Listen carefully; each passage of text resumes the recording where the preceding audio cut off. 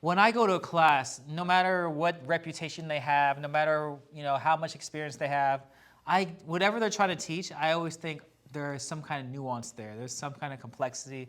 I always assume that everything that is being taught is more complex than it is. So you are overloaded with information. Yeah. So, well, like I said, why don't you just write things down so you don't bombard your brain having to remember all these things?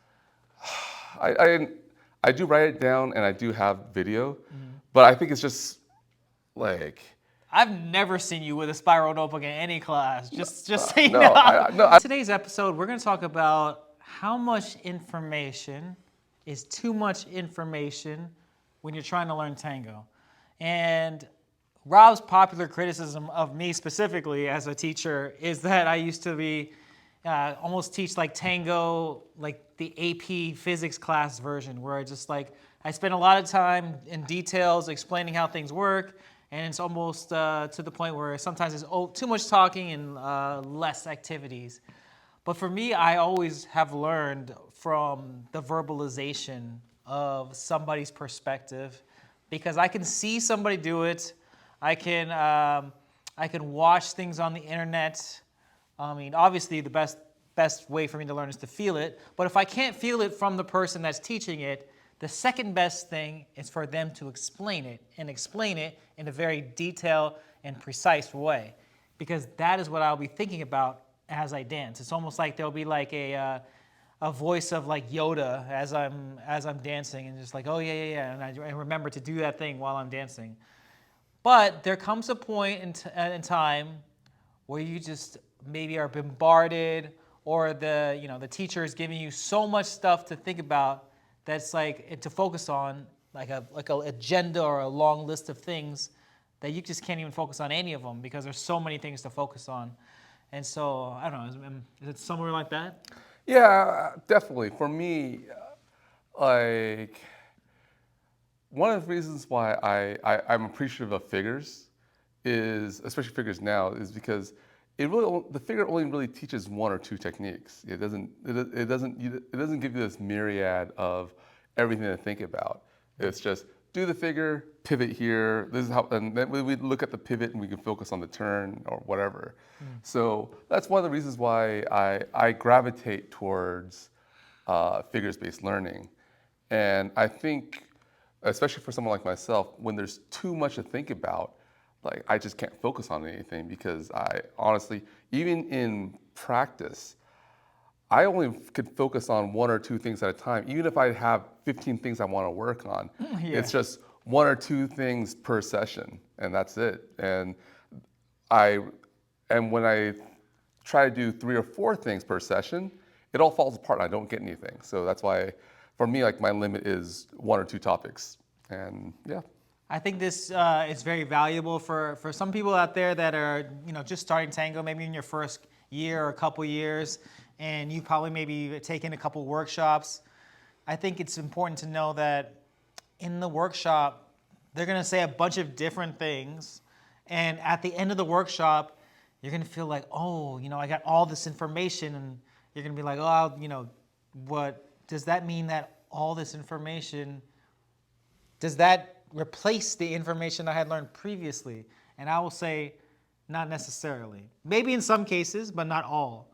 And I think some of the problems is, I think, with lack of experience, you'll think like, oh man, I thought I knew how to dance, and I guess I didn't know how to dance. And I think that's the wrong mentality.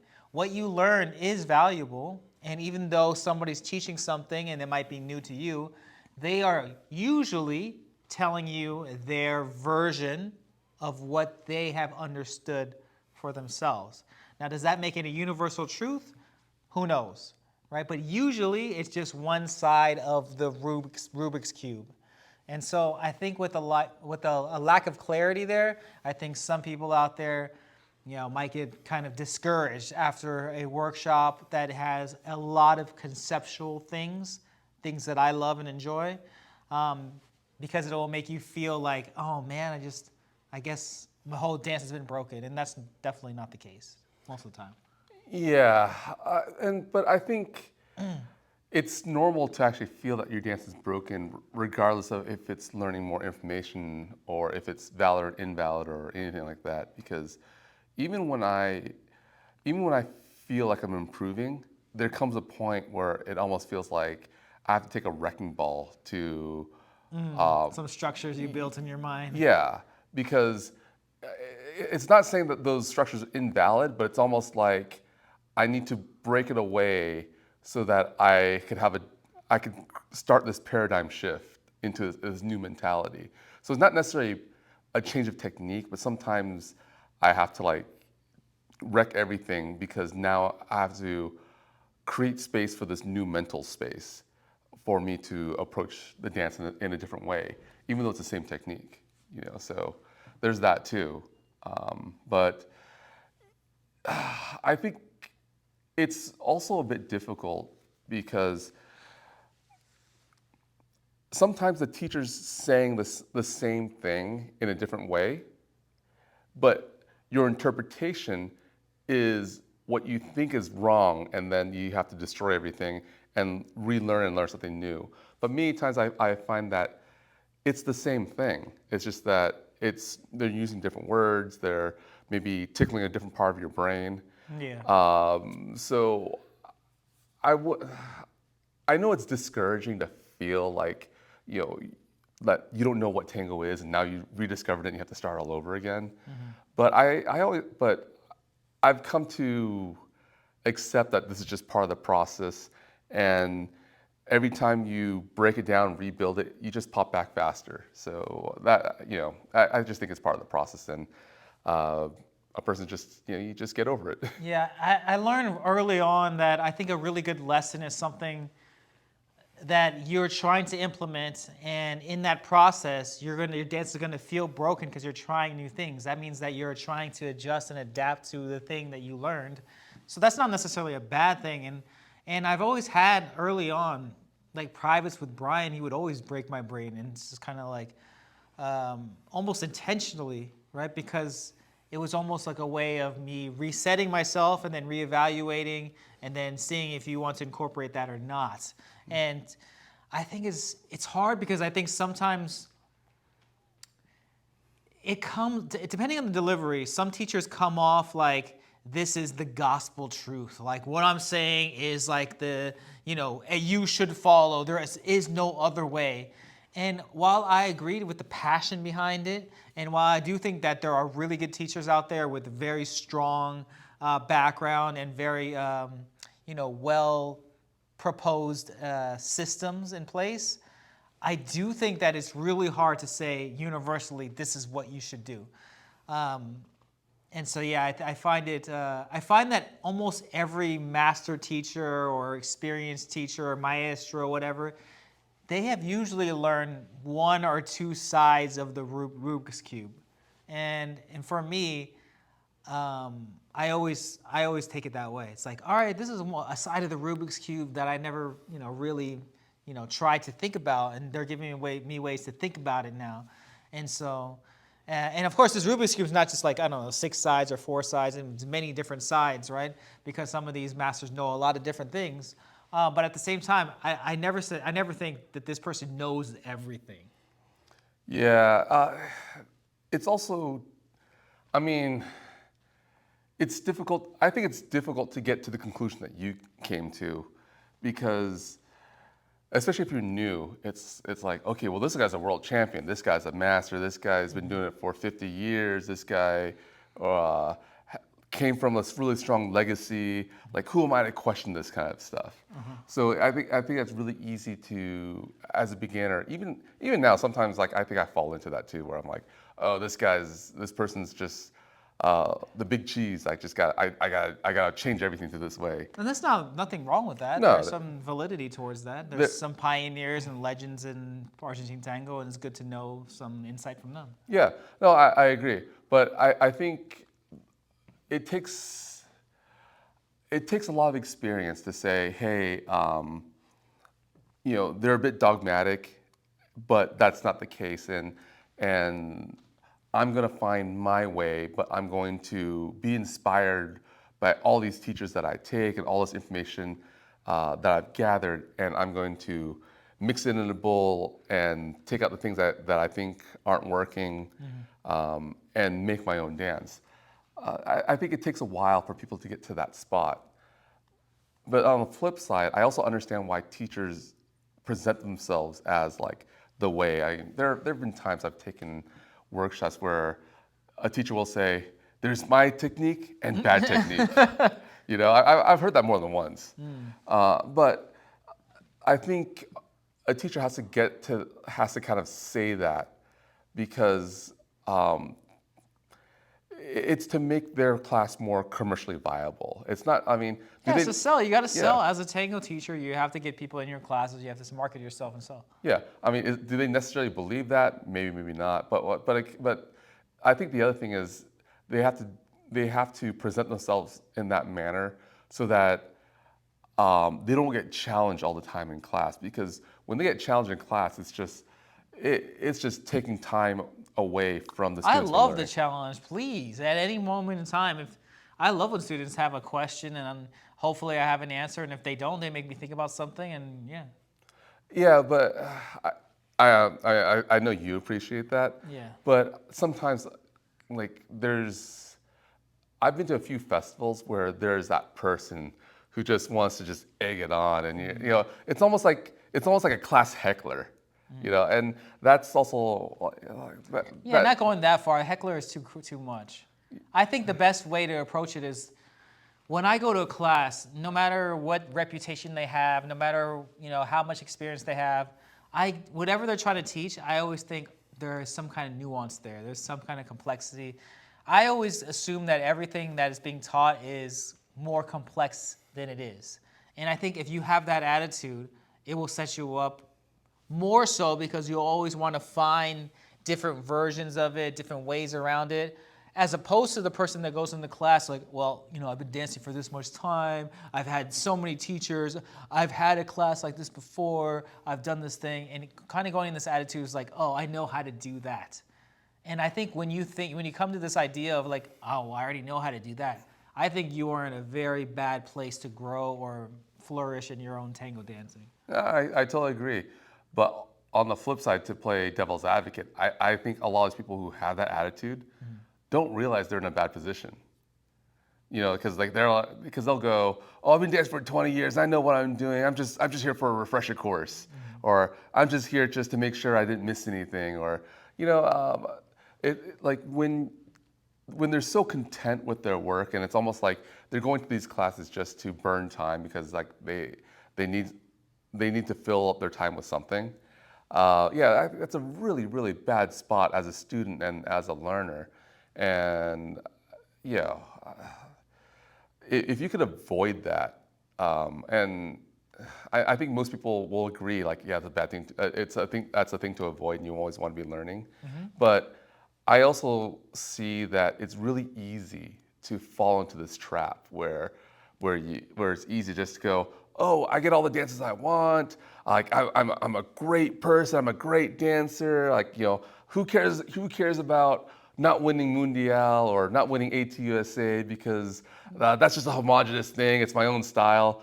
That example is a bad example because what is that? No. Well, I think it's like that's not learn. You don't learn anything from that. Like a title doesn't mean you learned anything. No, I agree, but the whole idea is to learn something to improve your dance. Yes. Whether you win a trophy, whether someone hands you a trophy or not, that doesn't dictate anything. That's what I'm agreeing to. But what I mean is like people get into that. It's so easy to fall into that rut of thinking that you know everything because of whatever metric you're going to point to justify that that you're at the end of the road or you're at the peak of your summit. I mean, I myself, like I remember there was a time that I had like a big head, and it was really easy for me to say certain things and just to kind of go, oh yeah, I know this. Oh, it's another Sakata class. Oh yeah, it's another this. And I came with that attitude, and did I learn anything? I could have learned something. But I would say that it was more just going through motions because it's like that's what you're supposed to do. You're supposed to take more classes. You're supposed to So I'm just saying that it happened to me, and it's so I identify that I think it's a lot easier for people to fall into that trap than they realize. Oh, sure, of course, of Yeah, course. that's what But I'm saying. that's why I'm saying it's better to have this mentality so you don't fall into that trap. Yeah. Because it is easy. It is the more common thing is to say I already got it. And I'm not saying that it's not. Yeah. That's what I'm saying. But it's better to take the mentality of the other one, opposite. So what do you like? How would you safeguard yourself from that? I just said, like you go into a class and you're like, well, this is probably more complicated or more complex than I think. Okay. That's my safeguard. Okay. Yeah. I mean, I could see how that works. Like, for me, I don't know if I would actually do that. Like, it's one of those things where I think it's, if I say it now, I might go, yeah, I could do that, I could do that. But when the time comes and I'm in the class, I might just go, oh, this feels familiar, this looks familiar, and then I might fall back into that trap of, oh, I think I got this,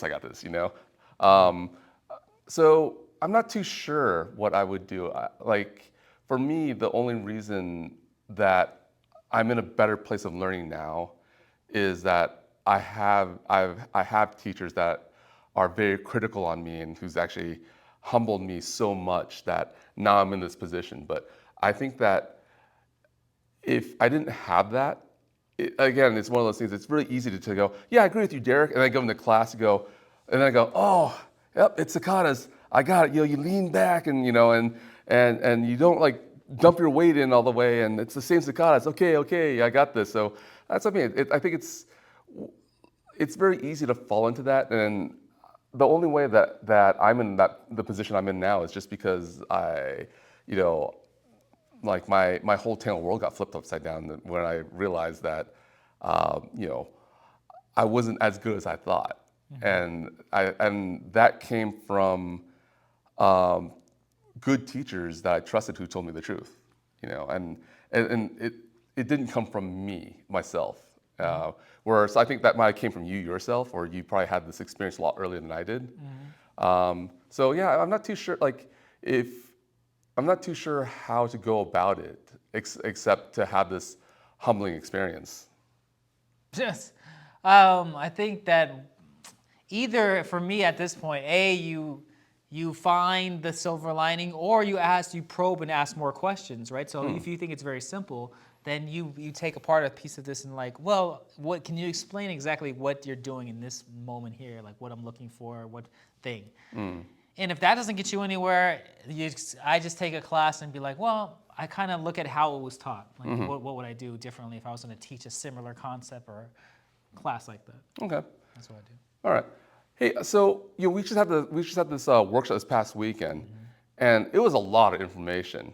I mean, it's a lot of information for me, and for me personally, I felt like it was too much for me, and I probably would have benefited a lot more just taking 1 or 2 days and me skipping the third day, or skipping day 2 and 3.